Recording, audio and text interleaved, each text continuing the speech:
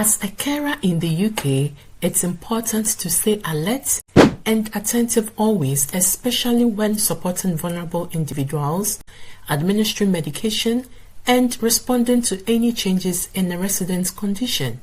Today's video is a very important and sensitive one.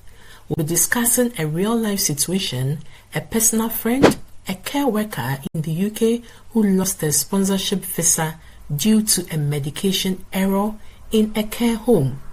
This video is for educational purposes only, aimed at helping care workers or anyone working in the healthcare space, employers and aspiring migrants understand the consequences of negligence in healthcare settings and how to avoid such costly mistakes.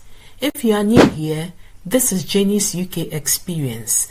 Please consider subscribing for more educational content around UK jobs, immigration policies, and life in the UK. Guys, if you are working in the healthcare sector, you have to be extra careful and alert. This is not to scare you, but to make you aware of the mistakes that can cost you your job. I used to work as a care worker during my studies as an international student, so I can really relate to what I am about to share. My friend used to work as a carer on a skilled worker visa in the UK.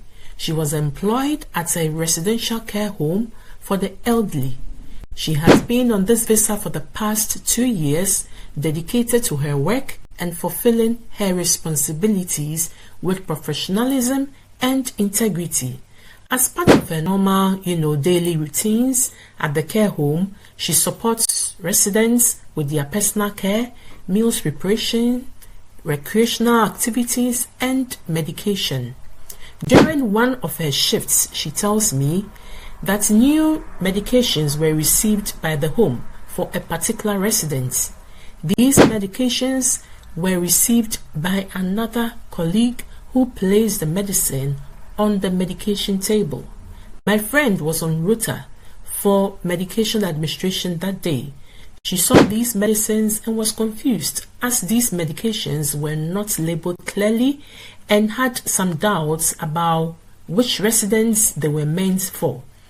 She inquired from the colleague who received the medicine. The colleague gave her wrong information, mistakenly identifying another resident as the intended recipients. Instead of verifying directly with the manager on duty, which is the correct, procedure, she asked a colleague for clarification.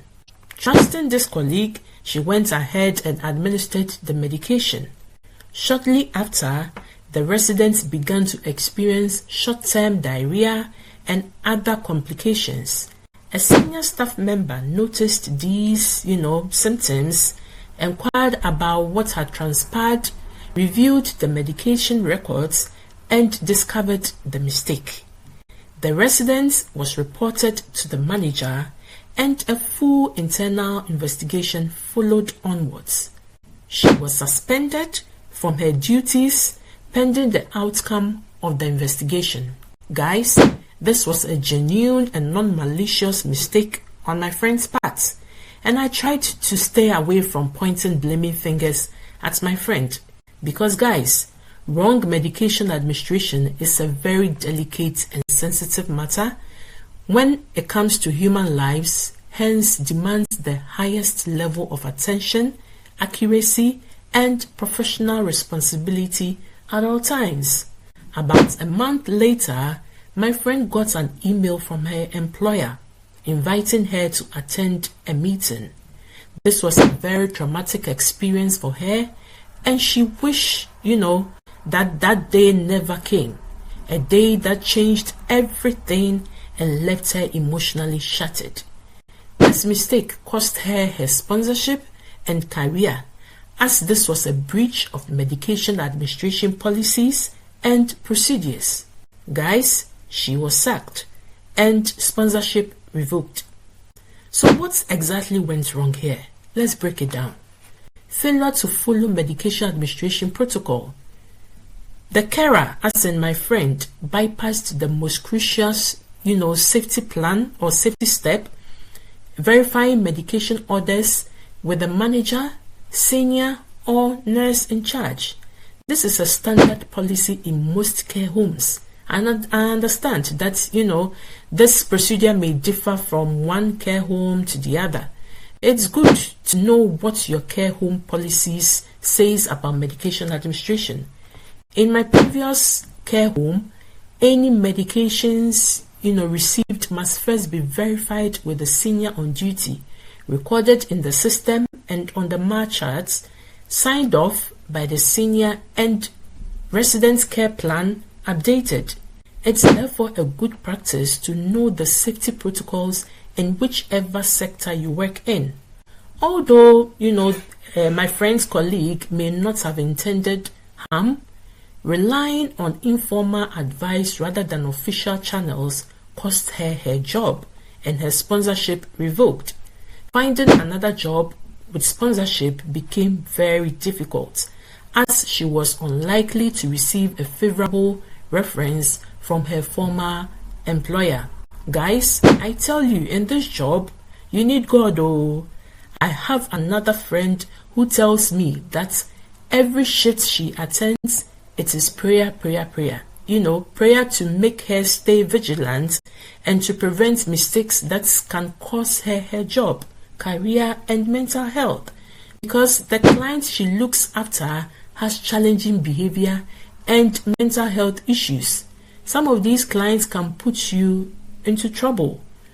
To anyone working in care or considering moving outside as a sponsored health worker, take this case seriously.